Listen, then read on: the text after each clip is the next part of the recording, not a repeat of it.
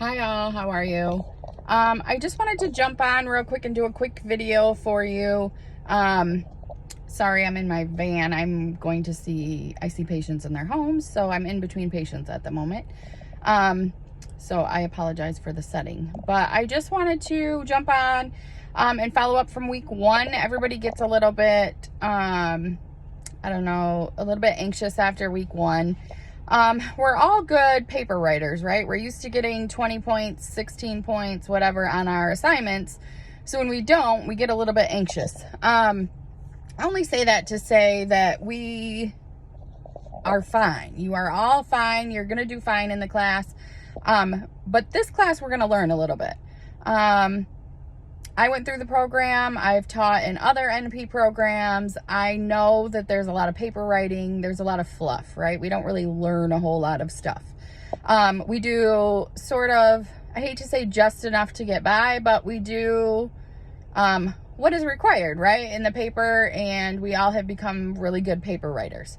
So, but what we're not really good at, what the program's not really good at, and what NP programs in general are not really good at is teaching us the stuff that we need to know, right? So we all want sort of, I call it meat and potatoes. When I went through the program, I wanted to learn some things. I didn't want to write anymore on theory. I wanted to know what to prescribe. I wanted to learn some diagnoses. I wanted to get in there and learn some things. So this class is a little bit better at that. And that's what we're going to go with. So sometimes just doing enough to get by in this class is not enough. And I say that to say that most people still get an A in this class, if not an A-. I have very little B's. So I don't want you to think that this class is going to, ruin your GPA, anything like that. I get messages all the time about, I have an A, I want to keep an A. Most people will get an A in this class. So just keep that in mind, that it gets easier as the weeks go on because you know what to expect. The biggest thing for me is that you cannot have a reference without a citation. People like to throw references at the end. You can't. You have to have APA, you have to have a citation in your paper in order to use a reference. So what does that mean for you? In the writing expectation announcement right at the beginning, it'll give you some ideas about how to use a citation in a SOAP note. Would we do it in real life? Of course not. But let's be honest, it's a learning environment and we do have to learn something. So instead of just putting medications on there, pick a medication that you don't know or that you want to learn more about or that you've seen a couple times but you don't really know what it is. Write something about it, cite it, and then use it as a reference. It'll be easier coming up because I think you have 2 SOAP notes in week 7. Those you can use diagnoses. You can put a reference for your diagnosis and then use that. So with that being said, it'll say like, what's your 2, differential diagnoses. Pick 2, but write why you think that. Don't just list them out. So if I'm picking, like for this week's assignment, for instance, if I'm thinking, hey, squamous cell carcinoma maybe, or AK, or whatever you happen to pick for your diagnoses, you want to tell me, why do you think that? Not just, well, this sounds good, it's a skin condition, I'm going to write it. But what about that case study makes you think that? If I say, if I say AK, for instance, has the same symptoms as the case study, what are those symptoms? What makes you think from this case study that in your mind you're thinking it's AK or it's something else? So, psoriasis. What makes you think it's psoriasis? Why do you think that from this case study? So that's what we're going to do in this class, is we're going to dig a little deeper. Sometimes I'll say in your feedback, like, go a little more in depth, right? Like, that's great. It's on the surface. You got it. But why? The why is what we're missing sometimes. A lot of times too, like, we're switching from nurse role to provider role, right? How do we do that? A lot of times we fall back on the provider needs to educate them. The provider needs to tell them the medication side effects. I get a lot of, in some of the case studies, I'll get a lot of things at the bottom that says education on lifestyle changes. Well, you're the provider. What are you educating them on? What about their lifestyle needs to be changed? So now we're looking a little bit more into you as the provider. What are you going to educate the patient on? So we can't just fall back on the provider, because you are now the provider. So if you say education on medication side effects, what are those medication side effects? Not just education, but what exactly would you tell the patient? So when you're doing things like that, for some of the case studies at the bottom, you know, what I'll say, like recommendations, what exactly would you tell the patient? And another citation would be like, hey, I would teach them about this medication and what would the side effects of that medication be.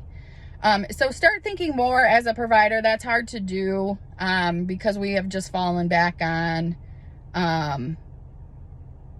sorry, I just realized I lost an earring at my last patient's house. So sorry about that. Anyhow, so just think, you know, keep that in mind that it's going to be fine, but we're going to learn a little bit more in this class. We're going to go a little bit more in depth. We're going to learn some things about APA, which you have already, that you can't use a reference without a citation, and how to do that in a SOAP note. This week coming up, week 3, is everybody's hated week because it is group work, and I hate it as well. So we will get through it. I will have your groups out to you tonight, so that you can work on them over the weekend if you want to.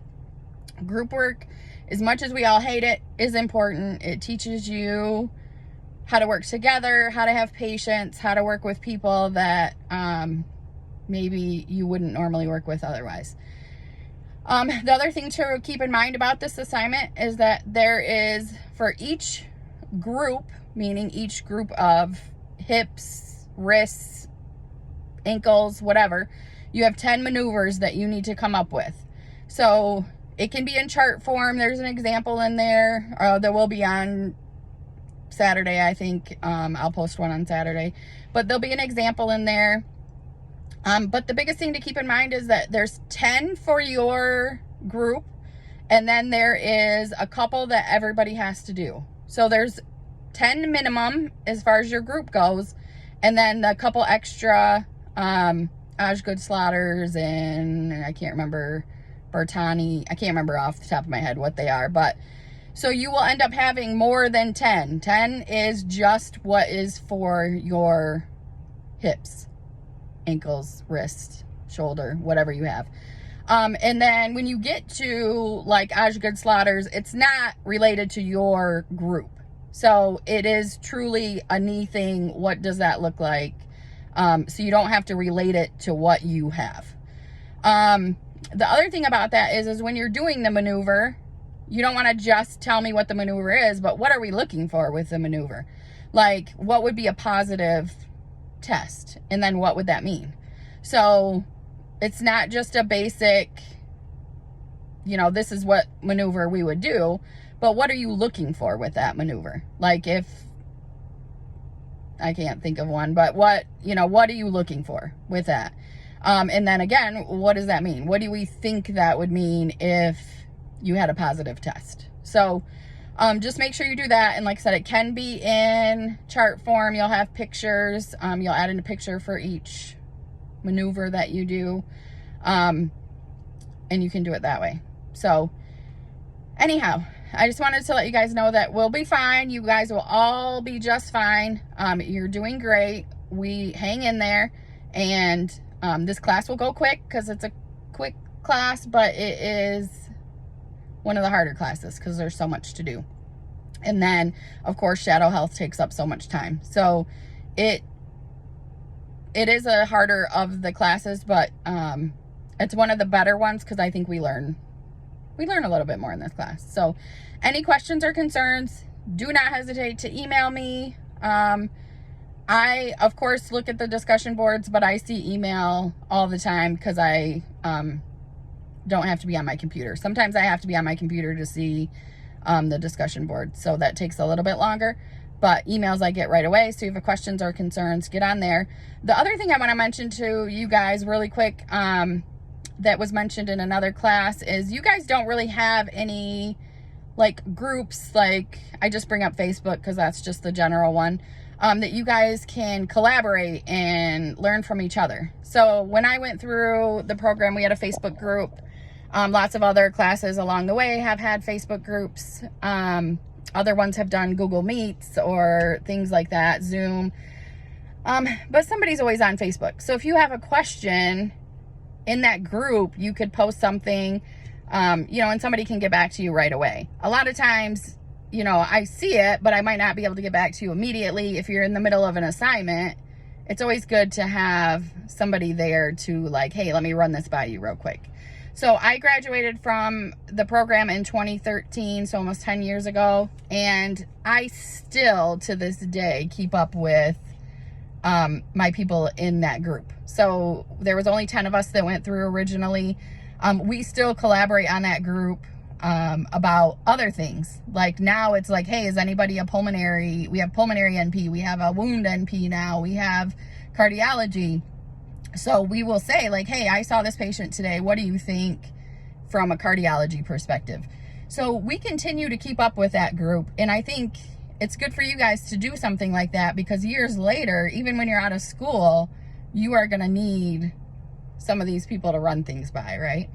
And we go to conferences together. Anybody going to this conference? Hey, let's meet up. Anybody going to this conference? Or what conferences are you guys doing? So there's a lot of good reasons to have collaboration among your cohorts. So I don't know if you guys have that. You may or may not. I know lots of groups in the past have not. But it is very helpful and something to look into. So hang in there. Any questions if I could talk, any questions or concerns, please reach out to me.